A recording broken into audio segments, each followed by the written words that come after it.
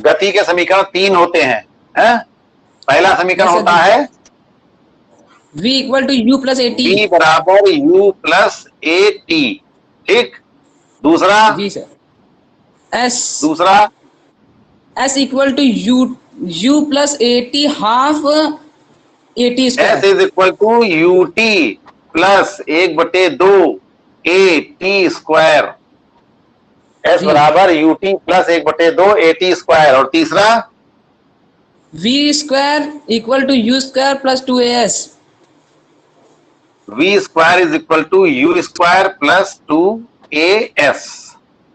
अब बता सकते हो यहां पर u क्या है? सर जी अंतिम वेग। u क्या है? u प्रारंभिक वेग। u सदैव प्रारंभिक वेग होता है। हाँ, u क्या चीज है? प्रारंभिक वेग। v क्या है? अंतिम वेग। अंतिम वेग। v अंतिम वेग। a क्या होता है? सर जी वेग में परिवर्तन की दर को त्वरण कहते हैं। त्वरण। तो a क्या होता है? त्वरण होता है। और t क्या होता है? समय होता है सर। t क्या होता है? समय टाइम। समय। और s क्या होती है? दूरी। s जो है वो दूरी होती है। ठीक। तो ये समीकरण कब है? किस प्रकार की गति के लिए है? जब कोई वस्तु क्षैतिज के समानांतर गति कर रही हो, सरल रेखा में, एक सीधी रेखा में जमीन पर गति कर रही हो, तो तब ये समीकरण होते हैं। लेकिन अगर कोई वस्तु, मान लो जैसे ये पृथ्वी है, ये कोई वस्तु है, कोई वस्तु ऊपर से नीचे आ रही है, कोई वस्तु नीचे से ऊपर फेंकी जा रही है, तो उस स्थिति में, यानी ऐसी गति को हम कहते हैं ऊर्ध्वाधर गति। इस गति को हम कहते हैं ऊर्ध्वाधर गति। तो ऊर्ध्वाधर गति का मतलब है जब कोई वस्तु जमीन से ऊपर की ओर गति करती है या ऊपर से नीचे की ओर गति करती है, तो ऐसी गति को हम कहते हैं ऊर्ध्वाधर गति। तो जब ऊर्ध्वाधर गति होती है, तो जब ऊर्ध्वाधर गति हो रही है, तो कोई वस्तु अगर ऊपर से नीचे की ओर आ रही है, कोई वस्तु कहाँ आ रही है? ऊपर से नीचे की ओर आ रही है अगर, तो इसमें क्या होता है? एक त्वरण होता है, क्योंकि उसका वेग लगातार बढ़ता जाता है। तो मान लें यहां पर वेग कितना है? u है, क्योंकि यह प्रारंभिक वेग होगा। और यहां पर पहुंचने पर क्या होगा? वेग इसका v हो जाएगा। v कितना होगा? बढ़ता जाएगा। जैसे जैसे वो वस्तु नीचे आती जाएगी, उसका वेग क्या होगा? बढ़ता जाएगा। उसका वेग लगातार बढ़ता जाता है। जब जैसे जैसे वस्तु नीचे आती है, उसका वेग जो होता है वो बढ़ता जाता है लगातार। हर क्षण वेग ज्यादा होगा, यहाँ पे ज्यादा होगा, उससे ज्यादा यहाँ होगा, उससे ज्यादा यहाँ होगा, उससे ज्यादा यहाँ होगा, यानी हर बिंदु पर क्या होगा? वेग क्रमशः बढ़ता ही चला जाएगा। तो जी ऐसा क्यों होगा? क्योंकि इसमें ये पृथ्वी क्या कर रही है? गुरुत्वीय बल से अपनी ओर खींच रही है।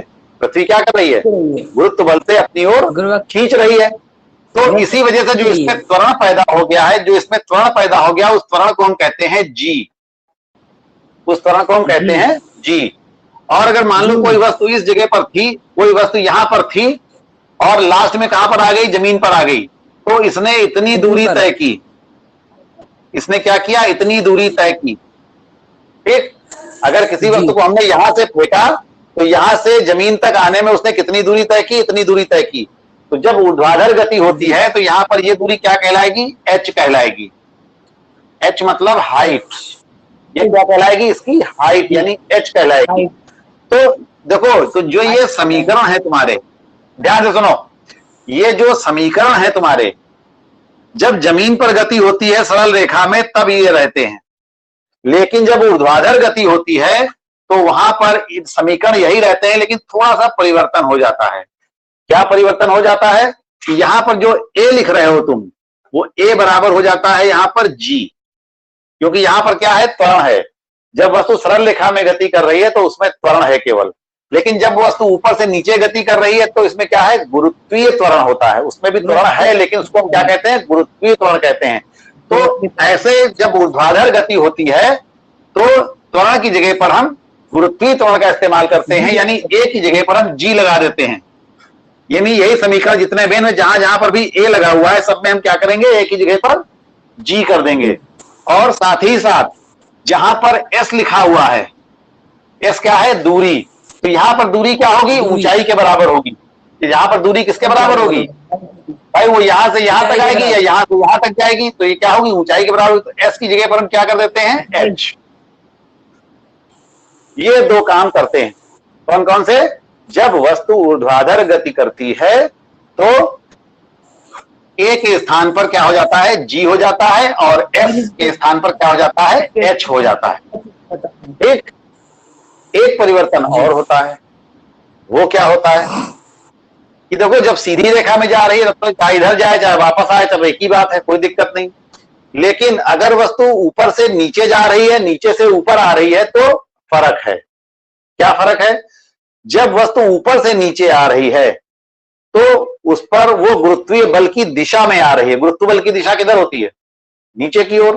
गुरुत्व बल की दिशा किधर होती है, नीचे की ओर। और वस्तु भी किधर आ रही है, वस्तु किधर आ रही है, नीचे की ओर आ रही है। अगर कोई वस्तु ऊपर से नीचे गिर रही है, इसका अर्थ यह है कि वस्तु जो है वो गुरुत्वीय बल की दिशा में गिर रही है। वस्तु के गिरने की दिशा क्या है, गुरुत्वीय बल की दिशा है। ऐसी स्थिति में जो चिन्ह होते हैं वो सब प्लस के ही रहते हैं। यानी जब वस्तु गुरुत्वीय बल की दिशा में गति करती है, यानी ऊपर से नीचे की ओर गति करती है, तो उस स्थिति में सभी चिन्हों में, सभी समीकरणों में क्या होगा, सभी चिन्ह प्लस के रहेंगे। लेकिन जब वस्तु नीचे से ऊपर जा रही होगी, जब वस्तु नीचे से ऊपर जाएगी तो क्या होगा, पहली बात तो कि वो गुरुत्व बल के विरुद्ध जा रही होगी, गुरुत्व बल के अपोजिट जा रही होगी। गुरुत्व बल उसको नीचे खींच रहा है, वस्तु जो है वो ऊपर जाने की कोशिश कर रही है। गुरुत्व बल उसको क्या कर रहा है, नीचे खींच रहा है। गुरुत्व बल तो सदैव नीचे खींचेगा उसको, और वस्तु किधर जाने की कोशिश कर रही है, ऊपर। वस्तु कहां जा रही है, ऊपर जा रही है। तो जब वस्तु ऊपर जा रही है, उसको पृथ्वी नीचे खींचना चाह रही, तो क्या होगा, उसकी वेग जो होगा घटता जाएगा। जब हम किसी वस्तु को ऊंचाई पर फेंकते हैं तो कुछ ऊंचाई तक जाकर के क्या होता है, वो वापस आ जाती है। तो जैसे जैसे वस्तु ऊपर जाती है, क्या होता है, उसका वेग घटता जाता है, और किसी एक जगह पर जाकर के उसका वेग, किसी एक जगह पर पहुंच के क्या होता है, उसका वेग जीरो हो जाता है, जीरो हो जाता है। यानी हम जिस बल से वस्तु को ऊपर फेंकेंगे, ध्यान से सुनना, बोलना नहीं बीच में, जब हम किसी वस्तु को नीचे से ऊपर की ओर फेंकेंगे तो क्या होगा, उसका वेग लगातार घटता जाएगा, और एक स्थिति ऐसी आएगी कि कहीं पर जाकर के वस्तु जो होगी वो रुक जाएगी, एक क्षण भर के लिए रुकेगी वस्तु। और क्योंकि वस्तु स्वतंत्र है एकदम, कहीं बंधी तो है नहीं, तो क्या होगा, जैसे ही रुकेगी वैसे ही गुरुत्व बल के कारण वो फिर वापस नीचे आनी शुरू हो जाएगी। तो जब नीचे आने लगेगी तो उसका वेग फिर से बढ़ने लगेगा। तो यानी एक बात तुमने समझी कि जब वस्तु नीचे से ऊपर फेंकी जाती है तो उसका वेग घटता जाता है, और अंतिम वेग क्या हो जाता है, शून्य हो जाता है। ये चीज ध्यान रखना सवाल लगाने में। जब भी किसी वस्तु को हम ऊपर फेंकेंगे तो जब वो वस्तु अधिकतम ऊंचाई पर पहुंचेगी, जब वो वस्तु अधिकतम ऊंचाई तक पहुंचेगी तो उसका वेग जीरो होगा, यानी उसका अंतिम वेग क्या होगा, जीरो होगा। और जब वस्तु ऊपर से नीचे चलेगी तो प्रारंभिक वेग जीरो होगा और अंतिम वेग जो होगा वो मैक्सिमम होगा, अधिकतम होगा। आई बात समझ में, क्योंकि नीचे से ऊपर जाने पर वेग घटता जाता है और ऊपर से नीचे आने पर वेग बढ़ता जाता है। तो जब नीचे से ऊपर जाएगी वस्तु, जब नीचे से ऊपर जाएगी तो इन्हीं समीकरणों में सारे चिन्ह क्या हो जाएंगे, माइनस के हो जाएंगे। तो अब समीकरण के क्या बनेंगे, ऊर्ध्वाधर गति में समीकरण दो तरह से बनते हैं, और जब सवाल आएगा तो उसमें तुम्हें देखना पड़ेगा कि वस्तु नीचे से ऊपर जा रही है या ऊपर से नीचे आ रही है। तो जैसा होगा उसी हिसाब से हम वो समीकरण लगाएंगे। तो यहां पर लिखेंगे जब वस्तु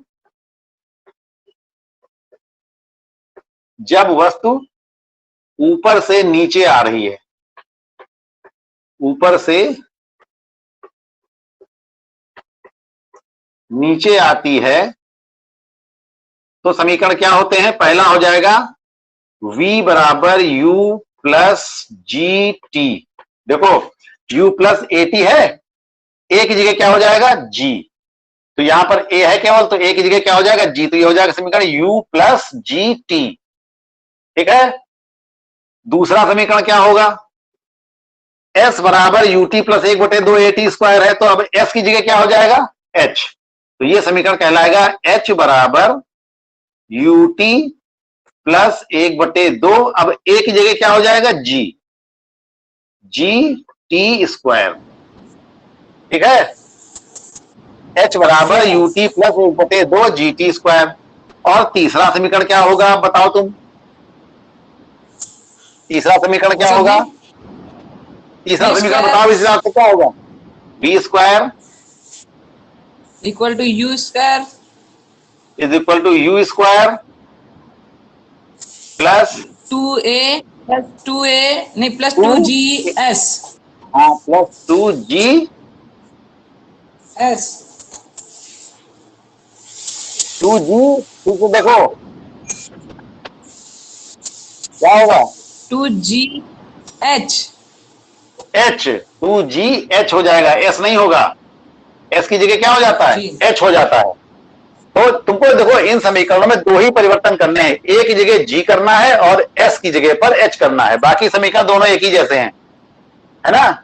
जी अब जी सर। जब वस्तु नीचे से ऊपर जाएगी, अभी क्या था ये ऊपर से नीचे आ रही थी ना, अब क्या होगा? वस्तु नीचे से ऊपर जाएगी तो समीकरण सब यही रहेंगे, ये चिन्ह सारे माइनस हो जाएंगे। तो जब वस्तु नीचे से ऊपर जाती है, नीचे से ऊपर जाती है, तब क्या होगा? पहला समीकरण हो जाएगा v बराबर u माइनस जी टी। क्या होगा? चिन्ह माइनस हो जाएगा। समीकरण सारे यही रहेंगे, सिर्फ क्या हो जाएगा? प्लस की जगह पर माइनस हो जाएगा। और दूसरा समीकरण क्या होगा? h बराबर u T minus 1/2 G T square. और तीसरा समीकरण क्या होगा? v स्क्वायर बराबर यू स्क्वायर माइनस 2gh।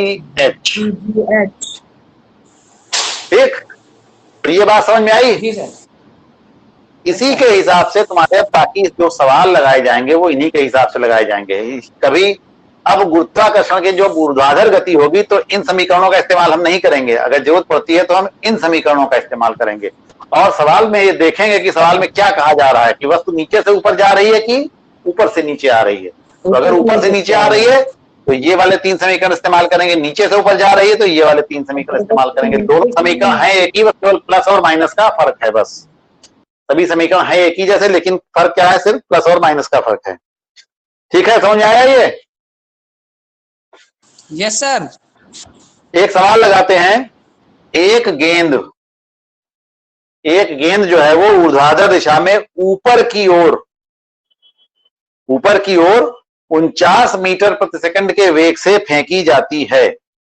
ये गेंद हमारे हाथ में है, इसको हम कितने वेग से फेंक रहे हैं? 49 मीटर प्रति सेकंड के वेग से ऊपर की ओर हम फेंकते हैं। गेंद तो ऊपर फेंकते हो तुम लोग ना, मैदान में खेलते हो, जब गेंद को तेजी से ऊपर फेंकते हो, नहीं फेंकते हो? तो बताओ वो अधिकतम कितनी ऊंचाई तक जाएगी? तो देखो जहां पर गेंद को तुमने क्या किया है, हमने अभी तुमको बताया था कि जब हम किसी वस्तु को नीचे से ऊपर फेंकते हैं तो क्या होता है? ऊपर वो अधिकतम ऊंचाई पर जब पहुंचती है तो जाकर के क्या होता है? रुक जाती है। ठीक, रुक जाती है, यानी उसका जो अंतिम वेग होगा वो क्या होगा? 0 होगा। अंतिम वेग यानी v। इसका मतलब ये जो वेग दिया हुआ है सवाल में, ये कौन सा वेग है? ये प्रारंभिक वेग है कि हमने किस वेग से वस्तु को ऊपर की ओर फेंका है। तो किस वेग से फेंका है उसको? 49 मीटर प्रति सेकंड। तो ये क्या कहलाएगा? u कहलाएगा। u बराबर यहां पर दिया है तुम्हें 49 मीटर प्रति सेकंड। ठीक, और जब वस्तु अधिकतम ऊंचाई पर पहुंच जाएगी, जैसे मान लो यहां से नीचे से ऊपर की ओर फेंकी गई है वस्तु, ऊपर की ओर जा रही है, यहां तक पहुंची, इतनी ऊंचाई तक पहुंच गई, तो जब वो वस्तु अधिकतम ऊंचाई पर पहुंचेगी तो क्या होगा? रुक जाएगी। इसका मतलब इसका वेग, अंतिम वेग यानी v बराबर क्या होगा? 0 होगा। अंतिम वेग क्या होगा? 0 होगा। तो बताओ कि वस्तु अधिकतम ऊंचाई तक कितनी ऊंचाई तक गई? और g का मान तुम्हें दिया हुआ है 9.8 मीटर प्रति सेकंड। 9.8 मीटर प्रति सेकंड स्क्वायर। तो अब यहां पर देखो क्या दिया है? u दिया है, v दिया है, g दिया है। तो कौन सा सूत्र लगेगा बताओ? बता रहे हैं। तुमको h निकालना है, अधिकतम ऊंचाई तक पहुंचना है, h निकालना है तुमको। और तुमको समय भी निकालना है, t भी निकालना है। कितना समय लगेगा?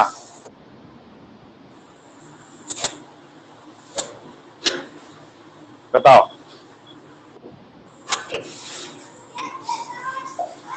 बच्ची दूसरा समीकरण कौन सा? लगा देखो दे। देखो, V है, U है, G है, H है, कौन सा लगेगा? तीसरा समीकरण, दूसरा नहीं, तीसरा लगेगा। तीसरा समीकरण क्या था? V स्क्वायर बराबर U स्क्वायर और 2GH। प्लस टू अब देखो देखो, GH। ये वस्तु प्लस नहीं लगेगा, देखो वस्तु नीचे से ऊपर जा रही है, ध्यान दो। वस्तु कहां जा रही है? माइनस नीचे लगेगा। से ऊपर जा रही है, तो माइनस वाला सूत्र लगेगा। तो यहां पर होगा, क्या होगा? V स्क्वायर बराबर U स्क्वायर माइनस 2GH। ठीक। अब V का मान क्या है? 0 है। U का मान कितना है? 49 है। 49 का स्क्वायर हो गया, माइनस, इसको ब्रैकेट लगा लो, 2 गुणे G का मान हो गया 9.8, और गुणे H का मान तुमको निकालना है। ठीक हो गया। Yes sir. अब ये क्या हो जाएगा? 49 को इधर ले आओ तो माइनस में हो जाएगा, माइनस 49 का स्क्वायर। स्क्वायर। तो ये, हाँ, और ये बराबर हो जाएगा माइनस में 2 8 16 और 2 9 18 और 1 19, 19.6H। तो माइनस माइनस तो कैंसिल हो गया, तो H बराबर क्या होगा? ये चीज 49 के बटे में आ जाएगी। 19.6 का होगा 49 के साथ बटे में आ जाएगा, तो H बराबर हो जाएगा 49 का स्क्वायर है, तो इसको हम ऐसे लिख लेते हैं, 49 गुणे 49 बटे 19.6। तो ये दशमलव हटा देंगे तो यहां 0 बढ़ जाएगा। अब इसको भाग कर लो, कितना आएगा? अब इसको भाग कर लो, इसका उत्तर आएगा 122.5। 122.5 मीटर, क्योंकि ये हाइट है। हाइट क्या में नापी जाएगी? मीटर में नापी जाएगी, तो इसलिए ये क्या होगा? मीटर। बस, तो कितने ऊंचाई तक जाएगी? 122.5 मीटर तक ऊंचाई तक जाएगी। अब उसको, हाँ, अब उसको वापस पृथ्वी तक आने में कितना समय लगेगा? तुमने यहां से फेंकी, वस्तु ऊपर गई और फिर वापस नीचे आई, तो कुल कितना समय लगेगा? तो यहां पर तुमको क्या निकालना है? T निकालना। इसको उतार लिया? उतार रहे हो क्या? जी सर, उतार लिया। Yes sir.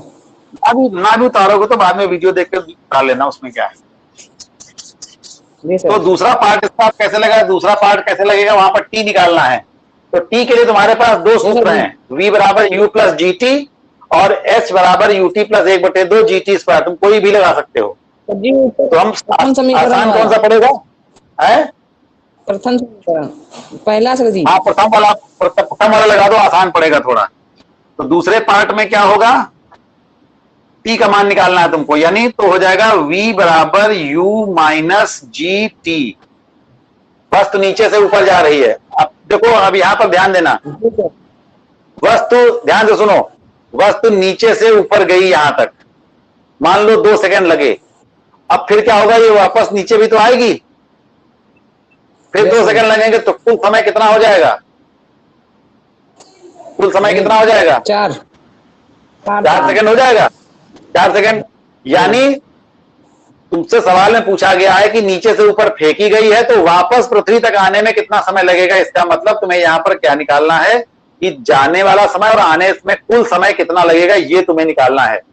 लेकिन इस सूत्र से तुम क्या निकाल पाओगे? इस सूत्र से तुम्हें केवल यहां से यहां तक जाने में समय निकाला गया, क्योंकि H जो यहां पर जो दिया हुआ है, ये इतनी ही दूरी तक के लिए है, एक साइड के लिए है। तो यहां पर जो समय निकलेगा T, ये कहां के लिए निकलेगा? यहां से यहां तक जाने में लगा समय केवल निकलेगा। तो हम बाद में क्या करेंगे? उसको 2 से गुणा कर देंगे, तो 2 से गुणा कर हमको कुल समय मालूम हो जाएगा। तो पहले हम निकालें T का मान क्या आएगा। तो V का मान है यहां पर 0, U का मान हो गया 49, माइनस G का मान कितना है? 9.8 और गुणे T। अब क्या होगा? 49 को इधर ले आओ तो हो गया माइनस 49 बराबर माइनस 9.8 T। तो T बराबर क्या होगा? 9.8 बटे में आ जाएगा। T बराबर होगा 49 बटे 9.8, तो ये हो जाएगा 490 बटे 98। क्या होगा? यहां से दशमलव हटाएंगे, 0 ऊपर बढ़ाएंगे, तो 49 × 49 0, 49 दूनी 98। 2 एकम 2, 2 पंजे 10, टी बराबर कितना आ गया? 5 सेकेंड। 5 सेकंड। ठीक, तो टी बराबर आ गया 5 सेकंड। तो 5 सेकंड कहां तक पहुंची वस्तु? 5 सेकंड में यहां से यहां तक पहुंची है 5 सेकंड में, यानी नीचे से अधिकतम ऊंचाई तक पहुंचने में उसको समय लगा है 5 सेकंड। अब अभी उसको वापस भी तो आना है, वापस भी तो आना है, तो वापस आने में फिर 5 सेकंड लगेंगे। अतः पृथ्वी तक वापस आने में कुल समय यहां पर लिखेंगे, अतः पृथ्वी पर आने में लगा समय 5 सेकंड, 10 सेकंड, 10 सेकंड। वापस आने में लगा कुल समय, 10 लगा सेकंड कुल समय।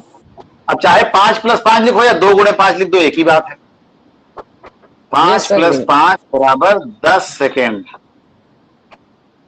ये आंसर हो गया तुम्हारा। तो समझ में आया सवाल? कुछ ये यस सर। तुमको सवालों को बहुत ध्यान से देखना है, और सबसे पहले तो ये देखना है कि वस्तु नीचे से ऊपर जा रही है कि ऊपर से नीचे आ रही है। एक चीज ये देखनी है। समय के केस में हमेशा तुमको ये देखना पड़ेगा कि समय कुल पूछा जा रहा है या केवल जाने में पूछा जा रहा है। अगर कुल पूछा जा रहा है तो तुम जो समय निकालोगे इन सूत्रों से वो एक ही तरफ का निकलेगा, तो उस समय को तुम्हें 2 से गुणा करना पड़ेगा। अगर इसमें यहां से ये पूछा था कि उसको अधिकतम ऊंचाई तक पहुंचने में कितना समय लगेगा, तो इसका उत्तर 5 सेकंड होता, क्योंकि वापस आने की बात नहीं की जा रही। यहां पर पूछा जा रहा है कि अधिकतम ऊंचाई तक पहुंचने में कितना समय लगेगा, तो अधिकतम ऊंचाई तो यही था कि यहां से चली यहां तक पहुंच गई, जो समय लगा दैट आंसर, वही आंसर हो गया। लेकिन अगर पूछा जाए, अगर तुमसे कहा जाए कि उसको वापस पृथ्वी तक आने में कितना समय लगेगा, तो जाने में जितना समय लगेगा वो तुम निकालो पहले, उसके बाद उसको दुगना कर दो तो आने में समय हो जाएगा। तब वो कुल समय तुमको उत्तर देना होगा। आई बात समझ में? ठीक है कुणाल, पल्ले पड़ा कुछ आ रहा है समझ में? नहीं, जिसको समझ में आ रहा है, जिसको समझ में आ जाए, ना आए तुरंत बताया करो कि अभी हमको यहाँ पर समझ में नहीं आया, नहीं तो हम कैसे समझेंगे तुम्हें समझ में आ गया है? बताओ, तुम हाँ हाँ कर दोगे, हम समझेंगे ठीक है तुम्हें समझ में आ गया। अगर ना समझ में आए तो तुरंत ईमानदारी से बता दो कि अभी हमको समझ में नहीं आया, हम दोबारा समझा देंगे, ठीक है ना? अच्छा, दूसरा सवाल लेते हैं। 19.8 मीटर ऊंची एक मीनार की चोटी से, एक मीनार है उसकी ऊंचाई कितनी है? 19.8 मीटर। तो यहां पर ये क्या चीज है? इसकी ऊंचाई दी हुई है। ये क्या चीज दिया है? इसकी ऊंचाई दी हुई है, हाइट दिया हुआ है, यानी h दिया हुआ है। h बराबर हो गया 19.8 मीटर। ठीक, एक पत्थर गिराया गया, मीनार की चोटी पर खड़े हैं, छत पे खड़े हैं एकदम, कितनी ऊंचाई है वहां पर? कितनी ऊंचाई है? इतनी ऊंचाई पर खड़े हैं जमीन से, और वहां से तुमने क्या किया? एक पत्थर धीरे से गिरा दिया। ठीक, अब पत्थर क्या होगा? नीचे गिरेगा, मुक्त पतन होगा, उसमें फ्रीली नीचे गिरेगा, मुक्त रूप से नीचे गिरेगा, गुरुत्वाकर्षण बल के प्रभाव में होगा केवल। तो जब नीचे गिरेगा तो क्या होगा? उसका वेग बढ़ता जाएगा। तो अभी वेग कितना है? जब तुम्हारे हाथ में है तब वो वेग कितना है बताओ? जब पत्थर तुम्हारे हाथ में है तो उसका u 0 हो जाएगा, यानी प्रारंभिक वेग क्या होगा? 0 हो जाएगा, u बराबर 0। और अंतिम वेग क्या होगा वो तुम्हें निकालना है। इसका अंतिम वेग यानी पृथ्वी पर पहुंचते पर इसका वेग कितना होगा, यानी अंतिम वेग कितना होगा वो तुमको निकालना है। v बराबर क्या है? निकालना है। और g का मान दिया हुआ है सवाल में। अगर सवाल में दिया होता है तो हम जितना दिया होगा उतना लगाएंगे। कभी कभी सवालों में जी का मान 10 लिख दिया जाता है, जिससे कि तुम्हारी गुणा भाग थोड़ी सी आसान हो जाए। लेकिन अगर नहीं दिया हुआ है सवाल में तो हम जी का मान 9.8 ही रखेंगे। सही बात समझ में? किन्हीं सवालों में लिख दिया जाता है कि जी बराबर 10 का प्रयोग करें, तो वहां पर हम जी का मान 10 ही रखेंगे। लेकिन अगर नहीं दिया है सवाल में जी का मान, तो हम वहां पर जी का मान 9.8 ही रखेंगे। और ये हमेशा याद रखो, पृथ्वी त्वरण का मान कितना होता है पृथ्वी पर? 9.8 मीटर प्रति सेकंड स्क्वायर। तो अब यहाँ पर h निकालने के लिए, वो v निकालने के लिए कौन सा सूत्र लगेगा बताओ? जी क्या निकालने के लिए? तुम्हें क्या निकालना है? v निकालना है जी सर। अंतिम वेग निकालना है कि पृथ्वी ऊपर से गिराया गया पत्थर, तो जमीन पर नीचे पहुंचने से पहले उसका वेग कितना होगा? जमीन पर टकराने से ठीक पहले उसका वेग कितना होगा? अंतिम वेग तुम्हें v निकालना है। तो यहां पर इन चीजों से कौन सा समीकरण बनता है? तीसरा समीकरण v स्क्वायर बराबर u स्क्वायर। अब देखो यहां पर तुम्हें यह भी ध्यान देना है कि वस्तु कहां से आ रही है, नीचे से ऊपर जा रही है, ऊपर से नीचे आ रही है, बताओ। ऊपर से नीचे की ओर, ऊपर से नीचे आ रही है तो यानी गुरुत्व बल की ओर आ रही है, तो चिन्ह क्या होंगे, प्लस में होंगे। तो यहां पर हो गया u स्क्वायर प्लस 2gh, ये सूत्र लग जाएगा। स्क्वायर बराबर u स्क्वायर प्लस 2gh।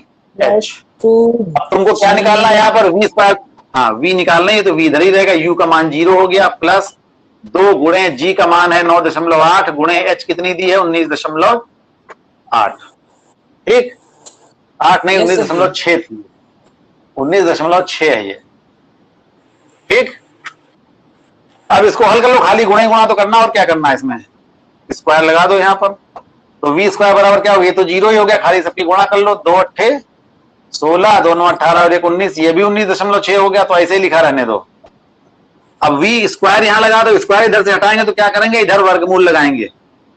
देख रहे हो यहाँ पर क्या है, यहाँ पर क्या लिखा है, v स्क्वायर लिखा हुआ है ना, तो जब यहां से हमको v का मान निकालना होगा तो स्क्वायर हटाएंगे, इधर क्या करेंगे, वर्गमूल लगा देंगे, तो वर्गमूल के अंदर क्या लिख देंगे हम, 19.6 गुणे 19.6, और दोनों संख्याएं तो एक जोड़ा ही बन जाएगा, तो एक 19.6 बाहर आ जाएगा, यही तुम्हारा उत्तर हो जाएगा, 19.6 मीटर प्रति सेकेंड।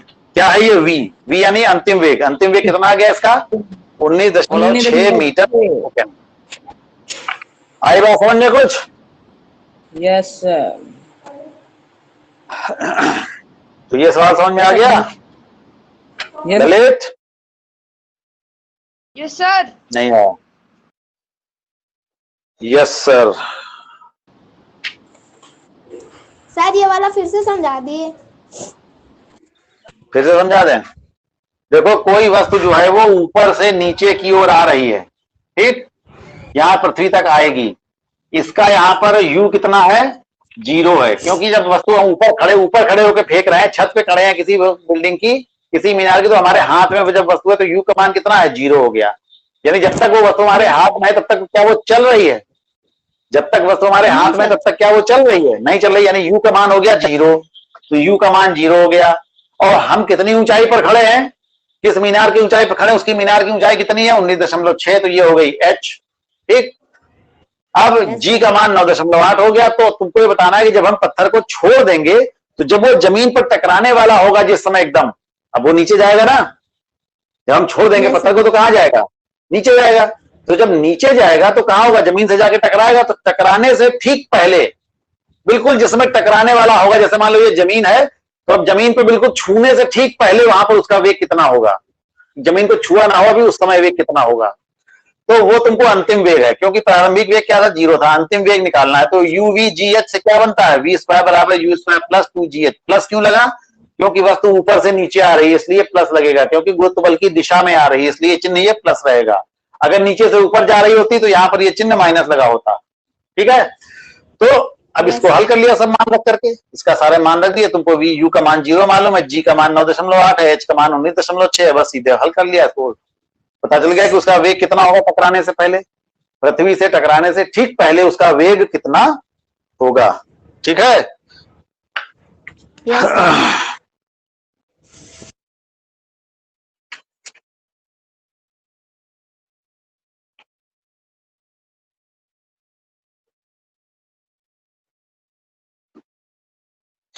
ऊर्ध्वाधर दिशा में ऊपर की ओर फेंकी गई एक गेंद, ऊर्ध्वाधर दिशा में ऊपर की ओर फेंकी गई कोई गेंद, ठीक, और 6 सेकंड बाद वो वापस हाथ में आ जाती है, हमने गेंद को उछाला ऊपर तो क्या हुआ, गेंद ऊपर गई, समझ में आया, हमने गेंद को उछाला, ऊर्ध्वाधर ऊपर की ओर फेंकी गई गेंद 6 सेकंड के बाद वापस आ जाती है, मतलब हमने गेंद को ऊपर उछाला और उसके बाद फिर उसको वापस कैच कर लिया, क्योंकि ऊपर जाएगी फिर वो नीचे आएगी कि नहीं आएगी, बताओ, फिर वो नीचे आएगी ना, तो आएगी, तो वापस हाथ में आ गई, यानी जाने और आने में कुल समय कितना लगा 6 सेकंड, यानी जब हमने नीचे से ऊपर की ओर फेंका था उस गेंद को, और जब वो वापस हमारे हाथ में आई तब तक कितना टाइम लगा हमको 6 सेकंड लगे, ठीक। तो इन 6 सेकंड में जाने में कितना समय लगा होगा और आने में कितना समय लगा होगा, आधा आधा, तो जाने में कितना समय लगा होगा? 6 का आधा 3 कितना सेकंड। होगा? 3 सेकेंड। तो यहां पर कुल समय कितना दिया है? कुल समय दिया है तुम्हारा 6 सेकेंड। ठीक, तो जाने में लगा समय कितना होगा?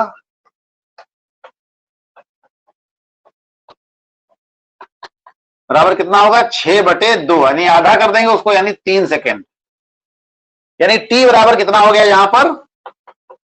3 सेकेंड। ठीक, तो बताओ गेंद किस वेग से ऊपर की ओर फेंकी गई थी? यानी तुमको क्या निकालना है? यू निकालना है। और v का मान कितना होगा? 0 होगा। g का मान 9.8 होता है, तुम्हें मालूम है। ठीक, देखो जब गेंद को हमने नीचे से फेंका तो कुछ ना कुछ वेग से फेंकेंगे, यानी वो वेग u होगा। और जब गेंद अधिकतम ऊंचाई तक पहुंचेगी तो क्या होगा? वहां पर वेग 0 हो जाएगी। हमेशा रट लो, बिल्कुल याद कर लो, बिल्कुल हमेशा के लिए, कि जब भी गेंद को या किसी पदार्थ, किसी वस्तु को नीचे से ऊपर फेंका जाएगा तो जब वो अधिकतम ऊंचाई तक पहुंचेगी वहां पर उसका वेग सदैव 0 होगा। तो यानी उसका v जो होगा वो हमेशा 0 होगा। तो यहां पर v का मान कितना हो गया? 0। ठीक है, g का मान तुम्हें पता है, तो अब इससे तुम कौन सा समीकरण लगाओगे? v u g t, कौन सा समीकरण लगता है? v बराबर u। अब देखो नीचे से ऊपर जा रही है, नीचे से ऊपर फेंकी गई वस्तु को कहां फेंका गया? नीचे से ऊपर फेंका गया, यानी u, यानी गुरुत्वाकर्षण के विपरीत गई है, तो चिन्ह कौन सा लगेगा? माइनस का लगेगा। तो इसमें हल में क्या होगा? हाँ, v बराबर u माइनस जी टी। तो v का मान तुमको निकालना है, v का मान 0 है, u का मान तुम्हें निकालना है माइनस t का मान कितना है? 9.8 गुणे t का मान कितना है? 3। t का मान कितना है? 3। तो ये क्या हो जाएगा? ये बराबर आ जाएगा u माइनस, इसको गुणा कर लो, 3 8 24, 3 27, 28 29, 29.4। इसको इधर ले आएंगे, पास में हो जाएगा, बस उत्तर आ गया। u बराबर 29.4 मीटर प्रति सेकेंड। कितने वेग से फेंकी गई थी वस्तु? 29.4 मीटर प्रति सेकंड के वेग से फेंकी गई थी। ठीक है, ये समझ में आया? वस्तु कितने वेग से ऊपर फेंकी गई थी? इतने वेग से। v बराबर u minus G T. Minus क्यों लगाया? क्योंकि वस्तु नीचे से ऊपर फेंकी गई थी, इसलिए यहां पर माइनस लगेगा। इसमें u का मान कितना था? 0 था। तो बस केवल क्या किया हमने? इसको उठा के इधर ले आया तो प्लस में हो गया, बस ये बराबर u हो गया। तो u बराबर 29.4 मीटर प्रति सेकंड हो गया। u क्या है? वेग है। वेग का मात्रक क्या होगा? मीटर प्रति सेकंड। अब इसी में तुमसे एक चीज और पूछी जा रही है कि वस्तु जो है वो अधिकतम कितनी ऊंचाई तक जाएगी, यानी तुम्हें h का मान भी निकालना है। यहां पर तुम्हें h भी ज्ञात करना है। तो h बराबर क्या होता है? अब h वाले समीकरण तुम्हारे बाकी दोनों है, पहला के अलावा दूसरा और तीसरा दोनों में h आता है। तो अब तुम चाहे पहला लगा दो, दूसरा लगा दो, चाहे तीसरा लगा दो समीकरण। तो तीसरा लगा दो, थोड़ा आसान पड़ेगा, उसमें गुणा भाग कम रहेगी। तो तीसरा समीकरण क्या होगा? ऊंचाई निकालने के लिए सेकंड पार्ट इसका क्या होगा? v स्क्वायर बराबर u स्क्वायर माइनस 2gh। तो यहां से h का मान निकल आएगा। v स्क्वायर का मान क्या है? 0 है। u स्क्वायर का मान तुमने अभी निकाला था, कितना आया था? 29.4। 29.4 का स्क्वायर माइनस 2 गुणे 9.8 और गुणे h। ठीक है, तो ये आ जाएगा। इसको इधर ले आएंगे तो या इस पूरे को इधर ले आओ तो माइनस से प्लस में हो जाएगा। तो ये हो जाएगा 2 8 16, दोनों 18 और 1 19, ये हो गया। इतने h बराबर आ जाएगा 29.4 का स्क्वायर। तो ये हो जाएगा h बराबर हो जाएगा 29.4 गुणे 29.4 बटे 19.6। अब इसको हल कर लो। हल कर लोगे? देखो इसका ही दशमलव हटा दो, यहां से इसका दशमलव हटा दो, दोनों तरफ बराबर बराबर है संख्याएं, दशमलव के बाद यहां भी एक अंक है, दशमलव के बाद यहां भी एक अंक है, ये हट गया।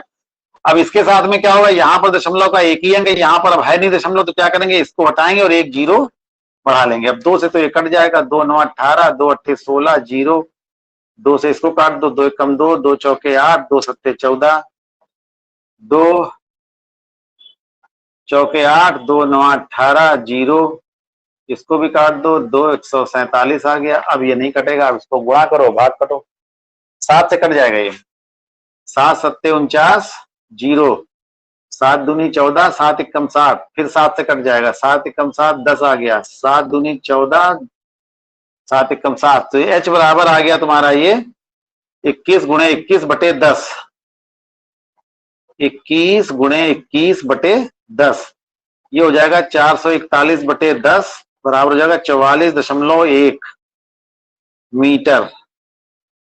44.1 मीटर की ऊंचाई पर ये वस्तु जाएगी। ठीक है, अब देखो गुणा भाग करना तुमको समझना पड़ेगा ठीक से, गुणा भाग तो तुमको अपने आप ध्यान देना है कि कैसे गुणा भाग की जाती है। ठीक, तो अब ये पार्ट जो है अब आज के बाद हम खत्म कर देते हैं। ठीक है, अब ये जी पार्ट भैया जी। आज के बाद, इसका अभी मैं तुमको नोट्स